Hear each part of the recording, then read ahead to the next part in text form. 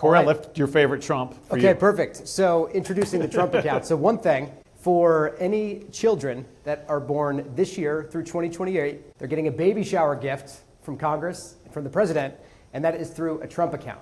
So one thing that's part of this bill is that it's introduced these new Trump accounts, which is something new and different. But to explain what this is, think about a Trump account like a starter IRA for a child. So it grows tax deferred the same way that an IRA does. But for children that were born this year through 2028, as part of this pilot program, the government is ultimately going to open these accounts and they're going to seed it with a $1,000 investment. And the idea here is that this is intended for the money to be able to grow tax deferred, to really just give the next generation a kickstart early on.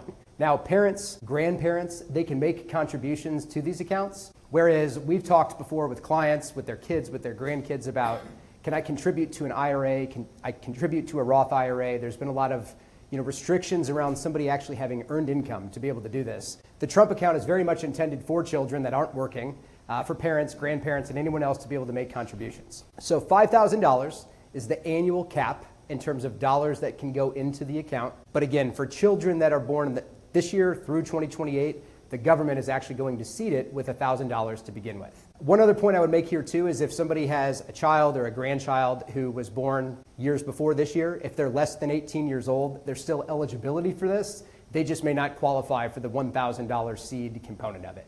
There's still a lot of logistics that are being worked out around this. So the main takeaway from it is that this is new and different. I don't think it drastically changes anyone's financial plan, but something to be aware of for your children, for your grandchildren. At the end of the day, if it's going to be seeded initially, that's going to be $1,000 that could be growing, invested, compounding for the long term that the child may or may not have otherwise, which I think is great.